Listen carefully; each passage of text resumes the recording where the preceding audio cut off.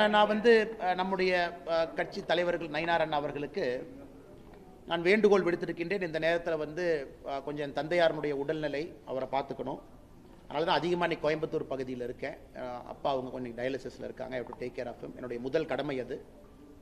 அதனால் இன்றைக்கி அந்த அடிப்படை வேலைகள் என்னால் செய்வதற்கான சாத்தியக்கூறுகள் இல்லை. என்னால் அதிகமாக ட்ராவல் பண்ண முடியாதுங்கிற வேண்டுகோளை வச்சுருக்கிறேன்.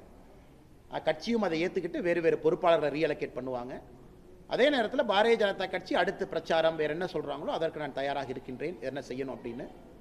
அது நயினார் நாகேந்திரன் அவர்கள் நம்ம கட்சியினுடைய மூத்த தலைவர்களுக்கும் எனக்கும் இருக்கக்கூடிய ஒரு கருத்து. உள்ளுக்குள்ளே நாங்கள் பேசிக்கிறோம்.